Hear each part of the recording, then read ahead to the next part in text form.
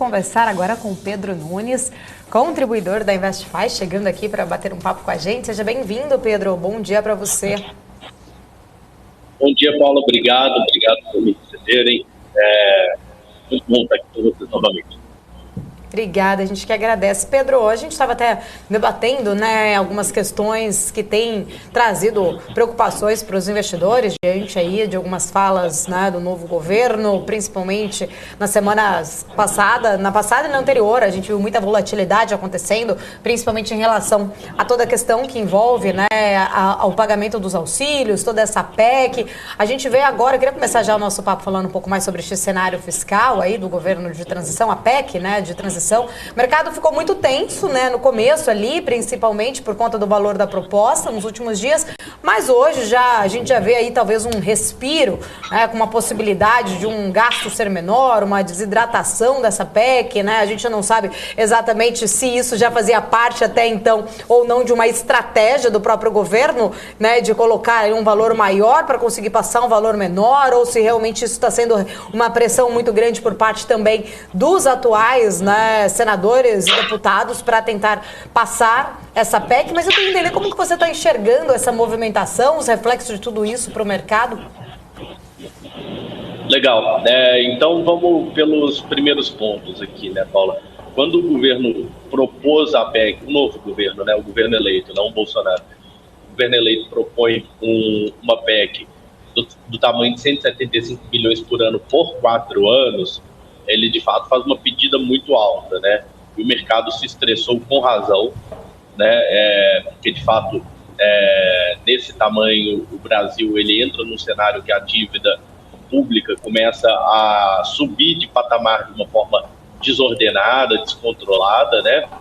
Mas eu acho que ele também jogou para tentar pedir o máximo possível, sabendo que a probabilidade de receber não é tão alta, né? Conversando ali com atores que lidam mais no cenário político, me parece que o cenário base é o Congresso não aceitar passar por 4 anos e sim passar por apenas um ano esse aumento de gastos, né? Obrigando que no ano que vem, nos anos seguintes, você volte a ter essa discussão.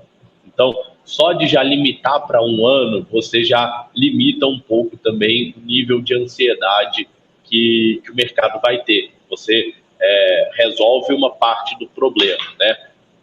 Agora, olhando a questão do tamanho, eu entendo que o mercado, que os parlamentares têm mais incentivo em limitar o tempo, a duração da PEC, para trazer o governo de forma recorrente para negociações nos anos subsequentes, do que um incentivo muito forte em desidratar de forma absoluta o tamanho, né? Então, poxa, de um lado você tem o governo Lula pedindo 175, 200 bilhões, do outro você tem um Lira falando em 70, 120, né? E aí o que deve acontecer é sair alguma coisa no meio em termos de tamanho. Então não me surpreenderia se a gente convergisse para algo em torno de 140, 150 bilhões com duração de um ano, né? Poxa, Pedro, então o que disso já deve estar nos preços, o que não está no preço? Bom, se a gente fosse para o cenário inicial de uma PEC de 175 bilhões por 4 anos, eu acho que a gente teria que ter precificação de juros que nem estava se precificando perto dos piores momentos da Dilma. Então a gente teria que ter uma taxa da NTNB abrindo ainda mais, os pré-fixados tendo ainda mais estresse, né? Então eu acho que o mercado ele aumentou o seu nível de preocupação, né, mas não chegou a precificar 4 anos com 175 bilhões. Eu acho que ele precificou uma parte, né, precificou ali talvez esses de 100 a 150 bilhões por 1, 2 anos, deve ser mais ou menos o que eu vejo nos preços hoje. Uhum. Pedro, de acordo com o Boletim Focus de hoje, o mercado está aumentando a expectativa de inflação Selic também, o dólar, para o ano que vem. Nesse contexto, quais os tipos de ativos que podem acabar se beneficiando? O mercado de bolsa pode ficar menos atrativo em relação a outros ativos? Perfeito, essa é uma ótima pergunta, né? E é essa pergunta que a gente acaba se fazendo todos os dias. O mercado não é só bolsa, não é só ativos de renda variável, e a gente sempre tem que compor o portfólio de uma forma eficiente, de uma forma balanceada e equilibrada, né? Poxa, quando o Banco Central interrompeu o processo de elevação de juros dele, vamos lembrar que não foi uma decisão unânime. Foi uma decisão que 2 diretores do Banco Central, que é independente agora, né, vale frisar, votaram para ter elevação adicional dos juros. E o Banco Central certamente não previa que no ano de 2023 a gente fosse ter um estímulo fiscal adicional, né? O estímulo fiscal adicional, ele aumenta a sua inflação. Por quais canais, né?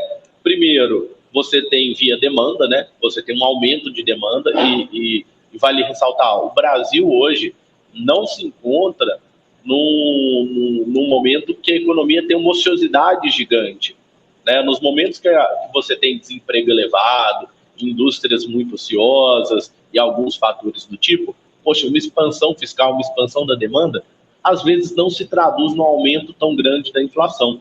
Por outro lado, quando você tem a economia já operando muito forte, perto do seu potencial, aumentos de gasto do governo se traduzem muito fortemente também em mais inflação, em pressões de preço, né? Então esse é o primeiro ponto, e o primeiro canal, via demanda agregada.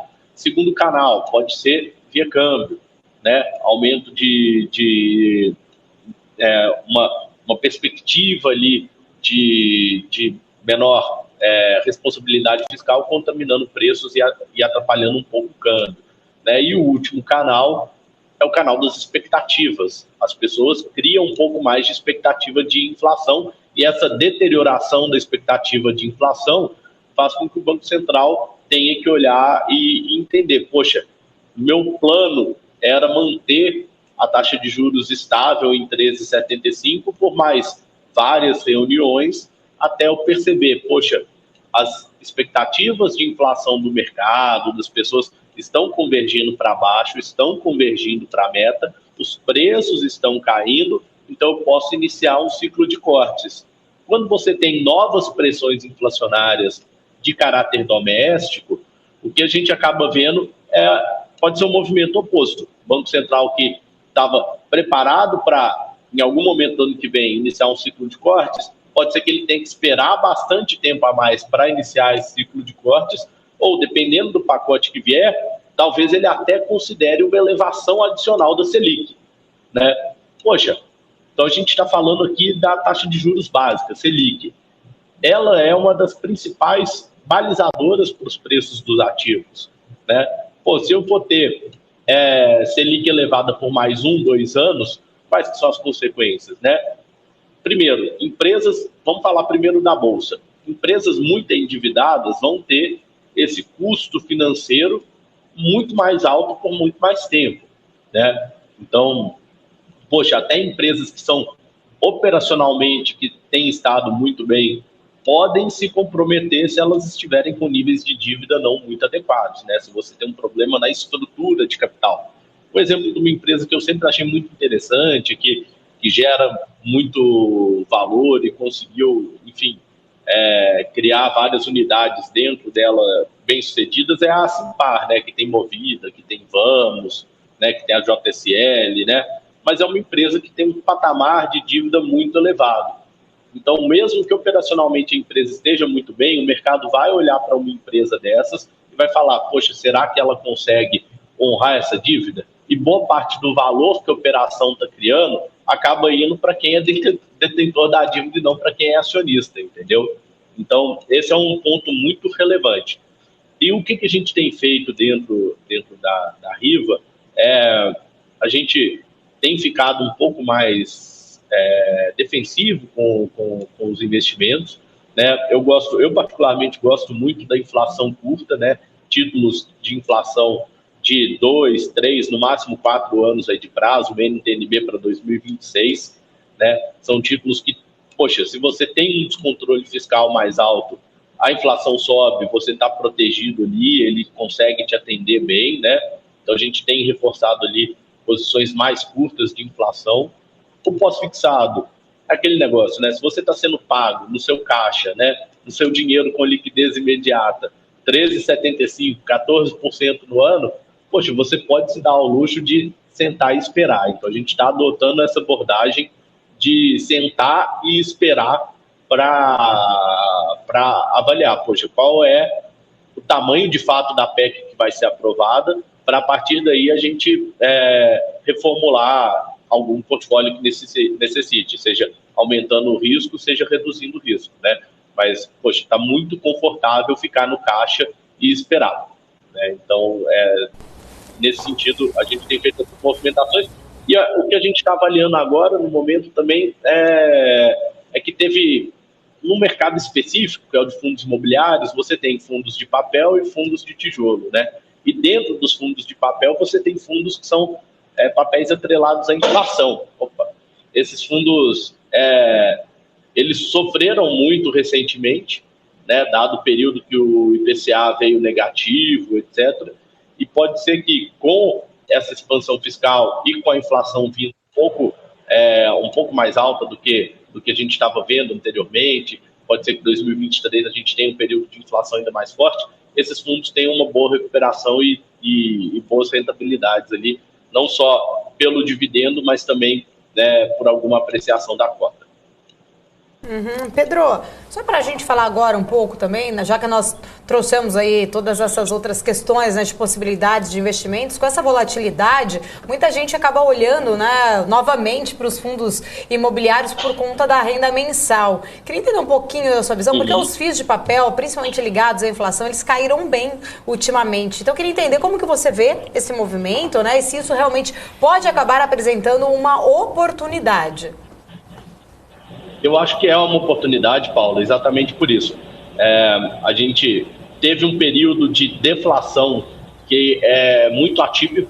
A gente sabe que foi uma deflação gerada por medidas tributárias, né? Desonerações de PIS/COFINS, de ICMS, uma série de medidas ali do governo Bolsonaro, naquele afã de tentar levar a eleição. Então, a gente sabe disso.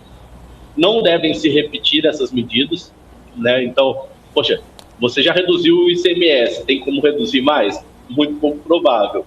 E corre o risco de você, inclusive, ter a derrubada dessas medidas, porque o Brasil se encontra numa situação que a gente precisa de toda a arrecadação possível, né? Então, tem chance do Supremo de derrubar a medida do ICMS, a redução do ICMS, tem chance da gente voltar a ter uma recomposição da PIS/COFINS ali nos combustíveis, tem chance de você reduzir a queda do IPI, né? Na verdade, aumentar o IPI, onde foi reduzido ao longo desses últimos 2 anos, né? Então, existe sim uma possibilidade de que parte dessas medidas seja revertida, dada a necessidade de arrecadação. Essas medidas sendo revertidas, você gera um aumento de inflação, né? E com isso, a rentabilidade desses fundos de papel atrelados à inflação vai subir, né? Não só isso, com o pacote fiscal, você pode ter também, em 2023, uma inflação mais alta, e hoje são fundos que vários deles negociam com desconto em relação ao valor patrimonial, olhando justamente para um período muito recente de dividendos mais baixos, mais magros, e à medida que esses dividendos voltarem a subir, junto com uma inflação que deve voltar a subir também, pode ser que, além do dividendo subir, você tenha uma apreciação ali na cota e ter um ganho de capital junto com um dividendo interessante. Então, eu estou olhando para isso como um movimento tático dentro da parte de fundo imobiliário, né? E o que eu tenho pensado muito também, Paula, e refletido poxa, se a gente vai para... Não é que a gente nunca viveu esse Brasil, né? Se a gente volta a viver um Brasil que você tem um fiscal mais descontrolado e um monetário mais apertado, basicamente a gente pode olhar toda a experiência de algumas décadas que a gente já teve no mercado financeiro e simplesmente atualizar ela, né? Então, poxa, o que performou bem em 2014, 2015, 2016 até ali no impeachment? Tudo isso deve nos informar para a gente tomar uma boa decisão, né? E quem se recordar desse período vai lembrar, poxa, o que performou bem? Multimercados foi um período muito bom de multimercados. Fundo imobiliário performou muito melhor que bolsa. Então, de fato, o fundo imobiliário, pela característica dos dividendos, ele acaba em vários momentos sendo mais resiliente que a Bolsa, né? E você tem, claro, títulos IPCA curtos também performaram bem. Então, olhar para essa experiência que a gente já viveu e trazer para os dias atuais, e se confirmando, de fato, uma PEC com um aumento relevante de gastos, é uma forma da gente pensar o portfólio, pensar o que a gente pode fazer para se proteger no cenário que está vindo. Eu vou trazer aqui o Marco Saravalli, que tem perguntas também para você. Tem o Marco aqui na minha tela. Vamos lá. Vamos lá. Marco Saravalli, fica à vontade. Bom dia, Pedro. Tudo bom? Tudo bom, Marco? Tudo ótimo. Pedro, tô olhando aqui o site do Tesouro, né? O pré-fixado de 2025 aqui está 13,46. Até a Isa tinha falado que o Boletim Focus dessa semana trouxe uma revisão espetacular da Selic para 2023 de 11,25 para 11,5, né? Revisou nada, né? Revisão. Só que o pré, o pré tá 13,5 quase, né? Pré para 25, 25 aqui.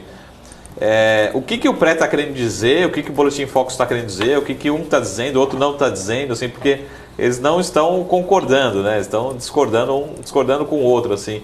Qual que é a leitura desse pré aqui que estressou e o Boletim Focus não aceitou ainda, né? Perfeito. Acho que a primeira coisa que a gente deve começar olhando é para a inflação, né? Então, qual que é a inflação projetada pelo Focus e qual que é a inflação que está implícita nos títulos do governo, né? Então, quando a gente olha para a inflação implícita, ela está muito acima da inflação do Focus. Então, o mercado hoje não precifica a queda de inflação que o Focus diz que vai ter, né? Os agentes, parte disso a gente sabe que é prêmio de risco, né? Mas parte de fato é uma confiança. Poxa, qual que é o novo regime fiscal que teremos? Qual que é a nova âncora fiscal que teremos? E aí é prêmio de risco. E se for um regime pior, é provável que essa inflação convirja menos para a meta. E aí, de fato, eu preciso de a inflação implícita fica mais elevada, e então isso já aumenta ali o seu pré, né? E também você tem toda essa desconfiança, né? Se a inflação não vai cair tanto, a minha Selic pode não ter como cair. Na verdade, eu posso ter que fazer o caminho oposto, né? Posso ter que aumentar a minha taxa Selic para fazer com que a inflação convirja para a meta, né? Então, esse é o grande debate. O Focus ele é conhecido por ser um indicador defasado, né, Marcos? Você sabe muito bem disso. Então, a média o Focus ele não é 100% atualizado, né? Não são todos os participantes que atualizam de forma semanal suas projeções. Então, à medida que os participantes vão atualizando, ele vai subindo ali e se ajustando. Então, ele tem essa questão de defasagens e muitas vezes ele demora para convergir para um novo patamar. E a gente já viu isso em diversos anos, isso é comum. Por outro lado, o mercado ele é conhecido por fazer o overshooting, né? Então, o mercado ele faz o overshooting. Vai dar tudo errado, aí o câmbio vai para 5,80, aí depois 5,80 num patamar muito estressado, ele converte para 5,40, né? A gente tem modelos econômicos que mostram que o overshooting é um comportamento que o mercado deve acontecer no mercado e acontece de fato, né? Então, a minha percepção é essa. De fato, tem uma parte ali que é a inflação que o Focus projeta está muito baixa, né? Pode ser que essa inflação seja mais alta. Ao mesmo tempo, tem essas dinâmicas de overshooting e prêmio de risco dada a incerteza. Posso só atualizar uma informação aqui rapidinho, Marcos Saravalli? Alex André acaba de passar aqui pra gente, olha só, a Arábia Saudita falando aí do aumento da OPEP+, de até 500 mil barris de petróleo por dia. E isso já está ajudando aí a derrubar o preço do Brent a menos de $85 pela primeira vez desde setembro. Na verdade, eu estou olhando aqui, tá 80 e... Deixa eu só voltar pra minha página, que eu mudei aqui. Mas tá aqui, ó, $83 ali e 81 cents o barril do Brent agora, neste momento, queda de 4,36%. A gente sabe também que o petróleo está caindo muito por conta da China também, né? Marcou, a gente viu que até o próprio minério, enfim, todas as questões lá envolvendo a China, de mais um caso de morte sendo registrado por lá, algumas ações sendo realizadas, isso despencou bastante o petróleo e as commodities como um todo, mas agora essa informação que a gente traz aí, esse breaking news que o Alex acabou de passar pra gente, a Arábia Saudita vendo aí, enxergando essa possibilidade da OPEP+, em aumentar a produção de 500 mil barris por dia. Eu queria que vocês comentassem um pouco sobre isso, sobre esse cenário, Marco. Vou até complementar a pergunta, já vou passar a pergunta para o Pedro. Não, você responde primeiro, não vem que não tem, Marcos Saravalli. Mas eu acho que pode ser até uma boa notícia, né, Pedro, em relação, assim, pode ser uma notícia ruim para, lógico, para investidores, acionistas, mas o principal assunto continua sendo inflação. E acho que essa dúvida em relação à China, né, acho que tirar um pouco o peso menos, um pouco menor em relação ao crescimento econômico e em relação à preocupação em relação à inflação. Porque o assunto do final de semana foi assim, o que a China vai jogar de inflação adicional para 2023, né? E a gente tem decisão de juros agora, em dezembro, nos Estados Unidos, enfim, todo mundo aumentando juros, e a inflação não cede. Mas se vier realmente um petróleo que fique pelo menos um patamar entre 90 e 80 dólares, né, pelo menos que seja momentaneamente, que seja por 6 meses, 12 meses, pode ser um patamar ainda muito bom, né, para as empresas brasileiras, mas que ajude um pouco a inflação mundial. Então, fazia muito tempo, né, que o petróleo não vinha mais perto desses 80 dólares. De novo, notícia ruim, aí a Débora vai ter que nos ajudar no impacto na Petrobras, nas outras ações, mas a notícia pode ser positiva e acho que essa é a pergunta, né, Pedro, que eu passo para você também. Como isso também pode ajudar esse Brasil e mundo, né, em relação se o petróleo ficar pelo menos um pouquinho mais baixo. Porque essa discussão, a gente não sabe se a China vai gerar menos inflação ou mais inflação, né? Se vai fazer uma reabertura ou teve um caso recente, um caso já para tudo de novo, volta a fechar a economia, né? Perfeito. De fato, a China, a gente tem muitas dúvidas e poucas certezas, né? Desde que veio o Congresso do Partido Comunista Chinês e a reeleição do Xi, a gente ainda não teve muitas certezas, né? Eles sinalizam para um lado, depois sinalizam para o outro, mas quando você tem um aumento de oferta da OPEP+, é natural que o petróleo caia de preço, né? E isso é uma boa notícia para o patamar de inflação do mundo. Você reduz ali as pressões inflacionárias do mundo, né? Para o Brasil, você tem dois efeitos. Você tem um efeito benéfico na parte de inflação, né? Certamente você ajuda aqui, inclusive pode ajudar o governo eleito se, poxa, o petróleo fica abaixo de 80 dólares o barril, alguma coisa nesse sentido, e eu preciso de fazer uma recomposição tributária ali para não abrir mão tanto de arrecadação. Poxa, pode ser um bom momento, pode ser uma coisa que ajude, né? Por outro lado, né, Marcos, a gente tem que olhar para as contas do governo. E quando você tem queda de preço de commodities, a arrecadação do governo sofre, né? E até mesmo a parte de dividendos da Petrobras fica menos vultuosa, e a gente sabe que para o ano de 2021, 2022 foi um elemento relevante da composição das contas públicas do Brasil. Então você tem esses dois efeitos, te ajuda por um lado na questão inflacionária, né? Te dá um alívio, dá uma ajudinha ali para o Banco Central. Ao mesmo tempo, você tem uma piora na margem no seu lado fiscal, né? E a gente lembra muito bem, em 2015, quando você teve uma queda muito forte das commodities, a gente teve ali uma piora fiscal relevante, né? Claro que não foi só o efeito de commodities, ali foi um combo, uma combinação de coisas, mas acho que esse é um aspecto que também não pode ser ignorado no Brasil atual.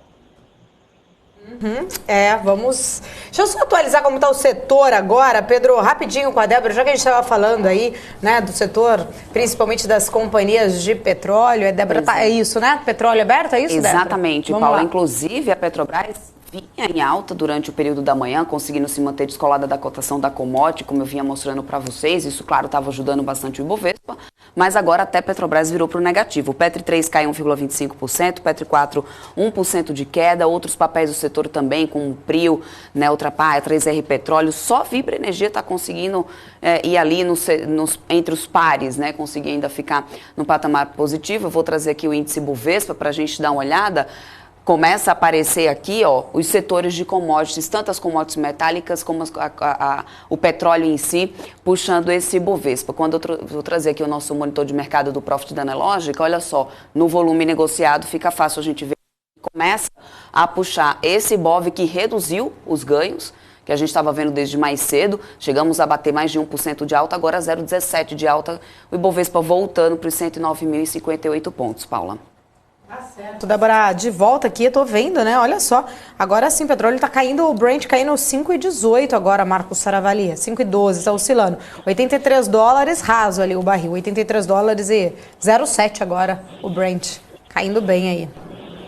Acelerando as quedas e as nossas ações. O pessoal tá perguntando, deve estar perguntando, né, Débora, será que é dividendo? Será que é... Não, é só o petróleo lá fora, pessoal. Muita calma nessa hora. Né?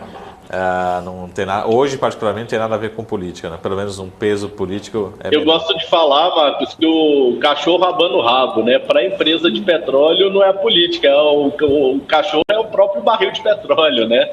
A gente é só uma derivada disso em vários momentos. Exatamente. Marco, tem mais alguma questão aí pro Pedro? Pedro, acho que só para terminar em relação a investimento de uma forma geral, né?